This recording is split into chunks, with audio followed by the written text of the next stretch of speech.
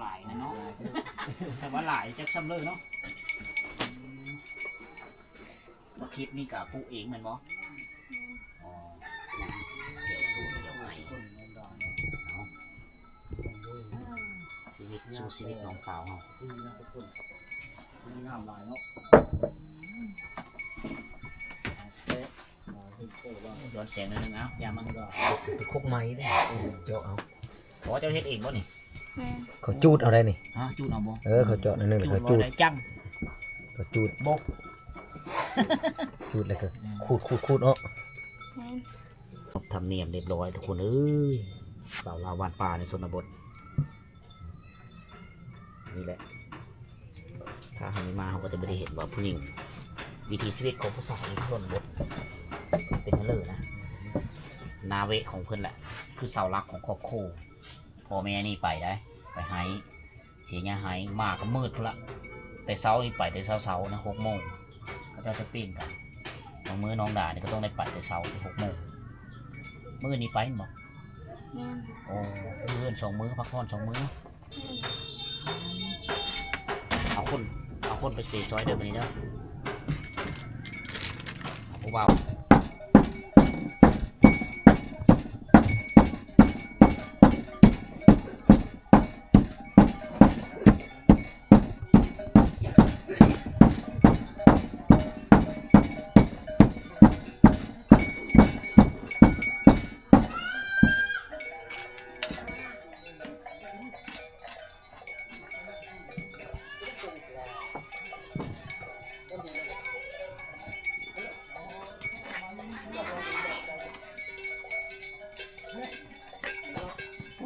พวกไม้บูฮานดังเดิมเลยดังเดิมดังออกวัตถุเก่าแก่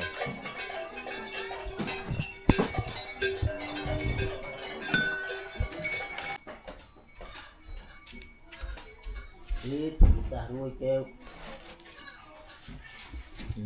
หนูเขาคักแน่เนาะเขาได้นี่ได้ฮิตพี่น้องชนเผ่าอย่างเผ่าตะอ้อยตาอ้อยชนเผ่าตะอ้อยพี่น้องดูแลมีอาหารกินเรียบร้อยแล้วที่เรากินมานี่คือประเพณีขนบธรรมเนียมของเพื่อนน้องด่ากันถึงว่าไม่มีอาหารที่แซ่บซ้อยก็ตามจะเอามะแตงกับแจวมะเขือนี่เพื่อกินอันนั้นทุกคนเอาบาปูไทยเอากินก่อนมาโอ้มันแตงน้อยเยอะมันแตงให้บ่แกงชะไดมาไปให้ผู้เล่นมาไปให้หายเลยเอามาไก่มาไก่เนาะคือไก่นะให้ไก่บ่แล้วมาตรงนี้ฮะ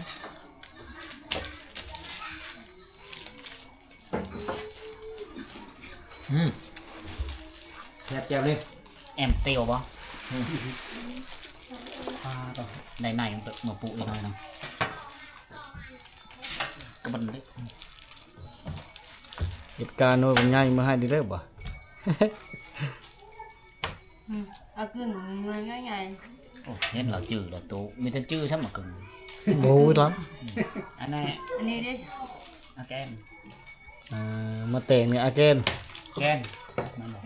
กึ่งมะเขือนางละเมาะกระเพาะกระป๋อชักคอบ่เป็นยังไงกี่เช้าเป็นยังกี่ดังไฟมันเข้า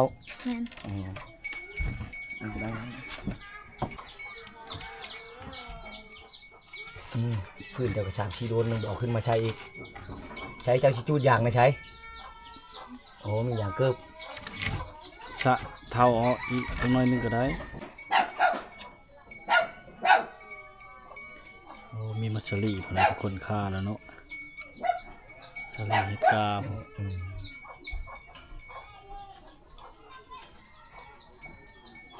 อยู่เพื่อนกับใครมาเนี่ยอยู่เพื่อนผู้เดียว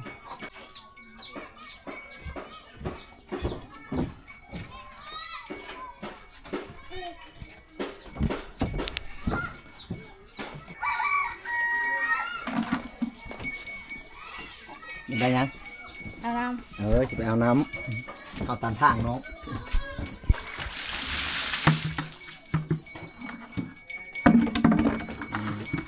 นี่คนจังหวัดของชาวดาเนาะ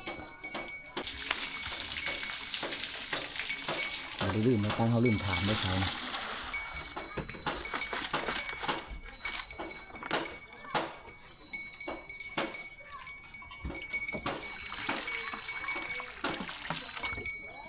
พ่อแม่ไปหน้าบ่ ำเอาให้ เอาให้ค่ำๆบ่ละมา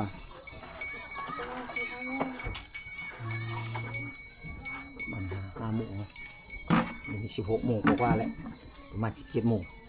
น่าจะหอนเหือนให้ไกลบอก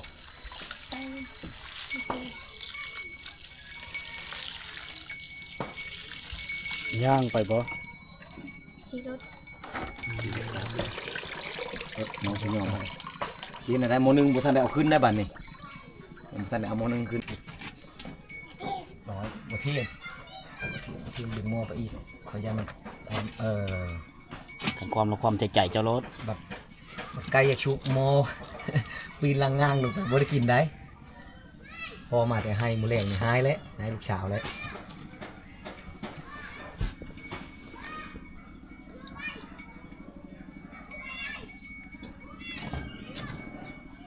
ปืนนี่กับพยศใช่ไหมแต่ว่าฝนตกเนี่ยกันไม่ได้เยอะลุกนะกันฝนตกนะ มาขึ้นเตี้ยขึ้นน้ บ่มีวิใช่ไหมเนาะใส่ผ้าหม้อเอา ำพอโมปิดปึ๊บ สองซ่านในสองเบิ้งเลยเนาะเบิ้งนั่นกันไม่ได้คอยใส่ไปเลยละ เลยกันนึ่งข้าวในนี่คุ้มรู้บ่เจ้าตอนเช้าตัวแรงเลยเนาะตอนเช้านี่จังโมงจะตื่นนึ่งข้าวนี่ 4 โมง 4 โมงก็ลุกแล้วเนาะเป็นผู้สาวต้องตื่นแต่เช้าเด้ตอนแรกก็ประมาณ4 โมงชาวบ้านเราว่า4 โมงแต่ชากลเขาว่า16 โมงพื้นจะมีแต่พื้นใหญ่มันบ่ลุกปานอะไรทุกคนพื้นน้อยสองต้องคอยบ่ได้ปิดบ่มีพาปิดบ่นี่เขาจะนี่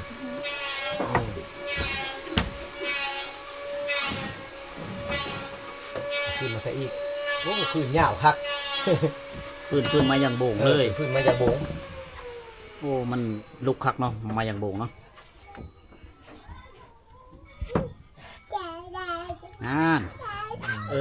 น้องเจ้าน่ะมีให้เนาะ เชื่อไปก็ได้เนาะ อยู่น้ำเพอก็ได้ เวลาเขาเย็นมาจกใช่บ่ด้วยเงี้ยบ่ได้ใช่บ่ ได้ได้ โอ้ใช้ตำลังเลยนึ่งตำลังอีกได้ปลายวายเลยจังน้อยก้อนเหล่านะ สวายตัวนี้แล้วจะเอาเขานึ่งเขาวเย็นนะฮะ อ๋อให้มันอายขึ้นก้อน พวกพึ่ง อ๋อถ้ามันฮอนมันอายขึ้นเราจะซื้อเขาวเย็นน้ำหลัง เพราะบางคนนี่เขาช่วยตัวนี้ก้อนนึ่งตะห้างอีกเขาเย็น อีกตามความมัก มาตาม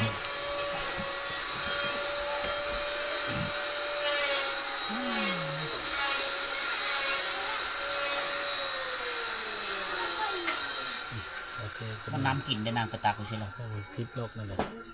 อ๋อ น้ำช้างบ่ มื้อนี้ก็ได้กระตักอยู่คุณหมอ น้ำช้างบ่ช้างก็ชุบมาเนาะโยมมานี่บ่ช้างแบบไหน คุดขี้ดิน ห้วยโอ้เป็นน้ำห้วยทุกคนว่าน้ำช้าง อ๋อ ห้วยตัวใดห้วยนี่นะห้วยใหญ่นี่นะ บ่แม่นมือตัวนี้น้อย ห้วย ตั ตัว ว นี้ น้อย ฮะ น้อย เป็นห้วยตัวนี้เฮาน่าจะบ่ฮู้ห้วยนะบ่เคยไป อ๋อเพราะว่าหัวใหญ่มันน้ำข้นนะ เจ้าอาบน้ำอาบอยู่ไส เอาลงน้ โอ้มีห้องน้ำ แล้วซาด ไม่ได้เห็นบรรยากาศเนาะมาอาบน้ำอ่ะ เเดี๋ยวน้อง สบายเนาะในห้องน้ำแล้วกันอาบน้ำในห้องน้ แต่เป็นน้ำลุ่มได้น้ำลุ่มจะเข้าไปเบิ้งในวิวก่อนเลย ำโอ้ ยากได้จะเปิดน้ำนะครับเปลี่ยนกันพัดกันคนหมดบ้าน ต้องไปฟังเสียงใดห้องอึ้งให้มันคนมีคนใส่แล้วเราล่อก้อนรอท่า เป็นไดร่วมบ้านบ่ว่าเป็นได น้ำสร้าง ร่วม บ่อ บ้าน เดียว อืม น้ำสร้างบ่อเดียวคือความหมายคือแต่ละเฮือนน่ะต้องได้ต่อไฟไปเสื้อใดให้ก็เลยจะใส่แล้วก็เอาไฟฟ้ามาเสียบจุดคือแล้วก็สูบเสียบสายตัวโยกของเขาเองเติมกับน้ำมันก็จะมาเฮือนเขาเอง อ เอาใส่แล้วก็ผู้อื่นใส่ ปิดเลยเขาปิดได้เนี่ยเอาน้ำแม่บุกน้ำแม่มาเลย เขาปิดเลยคุณแช่เขาเปิด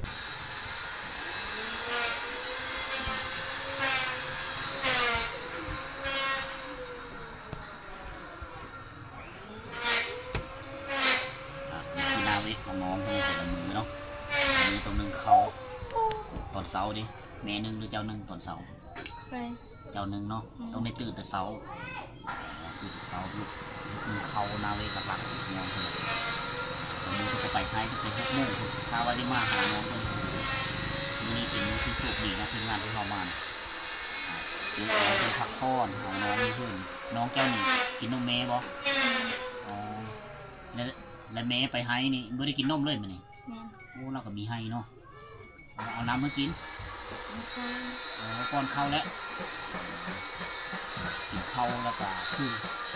อน้องที่ก็จะมีให้กับคือว่าเลยเนาะเคยมั่นหลังจากหนึ่งเข้าแล้วนี่น้องมันก็จะเฮ็ดอยู่เฮ็ดกินท่าแม่ท่าพ่อท่าแม่มาแต่ให้อันนี้คือภาระหน้าที่ของน้องสาวคือเสาหลักครอบครัวล่ะน้องอี2 คนจะมีโง่มันบ่2 คนจะมีโง่เนาะ ผู้เดียว จะคนเพื่อนจะมีจะคนลงมาเนาะ มองสองคนก็ดูยายในบ้านก็ยังอยู่บ้านก็ได้นั่ง ย้ายก็ไปอยู่มาแล้ว แยกย้ายกันไป เนาะ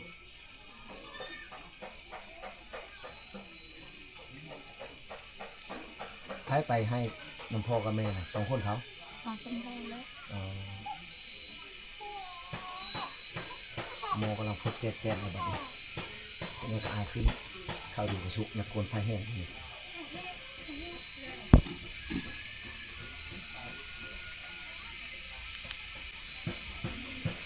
จักคนในเฮิรนน่ะนึ่งเข้าบ่หลายไปเลย 7 คน 7 คน ใกล้ อืม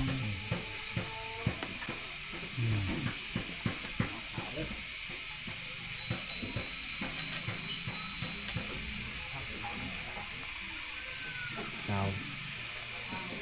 วัดป่าทุกคนยังโชดอยู่บ่นาง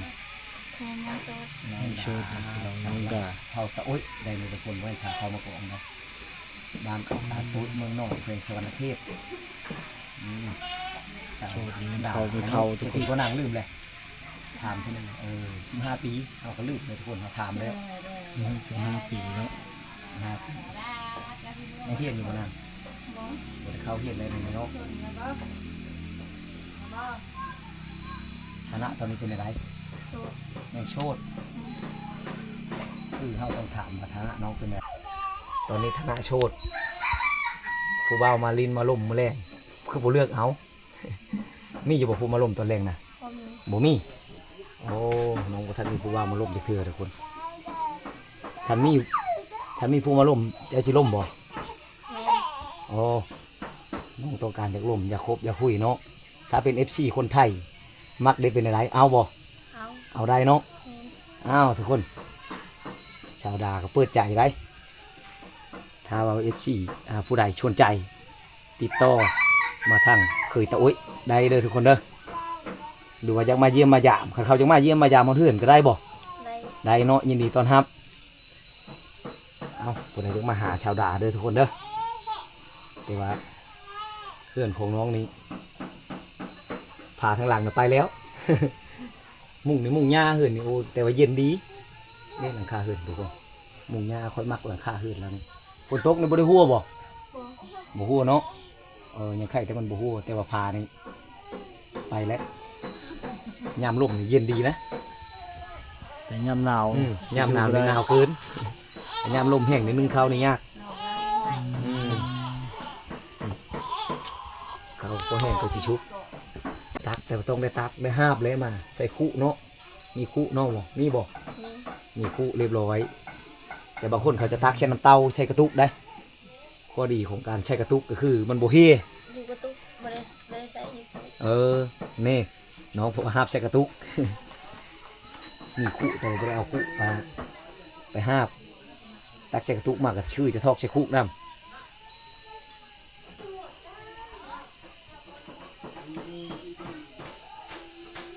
ตัวแรกนี่เจ้านอนเฮือนไผเจ้านอนเฮือนหมู่โอ้นอนเฮือนเจ้าหญิงมีบ่ผู้ชาวมานอนนำเจ้า บ่มีบ่มีอ๋อถ้าว่าผู้บ่าวมาหานี่ต้องได้ขึ้นร่มอยู่ใช้บนนอน บ่ ร่มอยู่ใช้ ยัง โอ้ตาราง โอ้ทุกคน ถ้าใครจะเห็นบรรยากาศ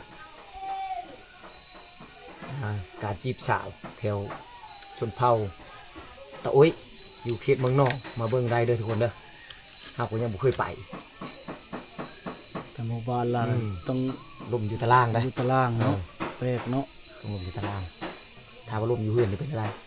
พอหายบ่ร่มอยู่เฮือนนี่ แม่น โอ้พอหายเนาะร่มอยู่ตารางหรือบ่หาย หายคือกัน หายคือกัน หายเห็นได้สิเอาผัวได้บ่คันพ่อบ่ให้เอา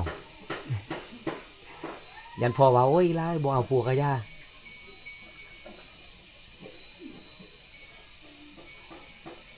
ถ้าเอาผัวนี่ต้องอยู่เฮือนผัวหรือต้องอยู่เฮือนเจ้า